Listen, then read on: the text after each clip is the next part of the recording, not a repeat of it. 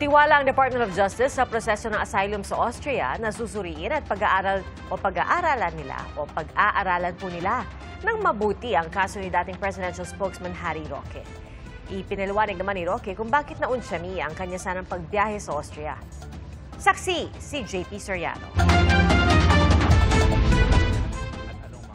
Mula sa The Hague, Netherlands, palipad sana sa Austria si dating Duterte administration spokesman Harry Roque matapos daw siyang abisuhan ng Dutch authorities na kailangan na niyang pumunta roon. Kwento ni Roque, nasa loob na siya ng eroplano nang tanungin ng airport police. Idineklara daw kasi niyang hindi pa siya ligtas bumiyahe ayon sa doktor dahil naoperahan siya sa spine. Are you willing to take this flight?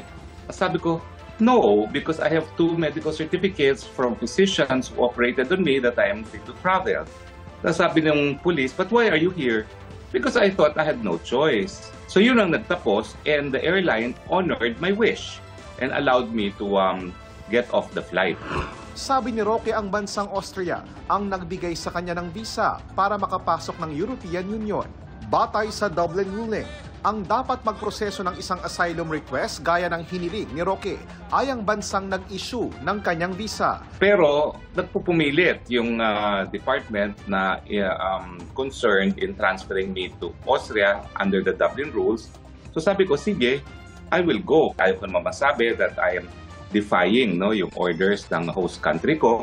Sabi ng Department of Justice, nagtitiwala sila sa asylum process ng Austria na susuriin at pag-aaralan ng mabuti ang kaso ni Roque. We believe the relevant asylum authority in Austria will do the necessary research, validation of the information that Attorney Harry Roque will be giving them. So we trust in their own process, as we also believe that the other countries will respect and trust the integrity of our own asylum process here in the Philippines.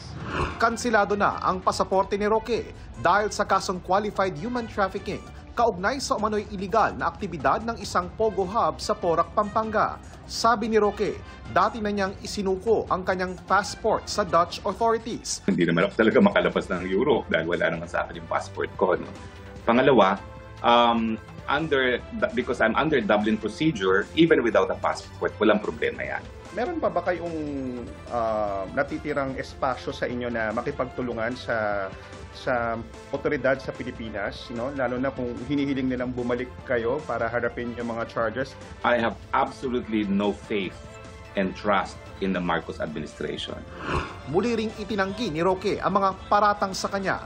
Sinulatan ng GMA Integrated News ang Ministry of Foreign Affairs ng the Netherlands at ang Immigration and Naturalization Service o IND kaugnay sa mga sinabi ni Roque, pero wala pa silang tugon sa ngayon. Para sa GMA Integrated News, ako po si JP Soriano, ang inyong saksi. Mga kapuso, maging una sa saksi. Mag-subscribe sa GMA Integrated News sa YouTube para sa iba't ibang balita.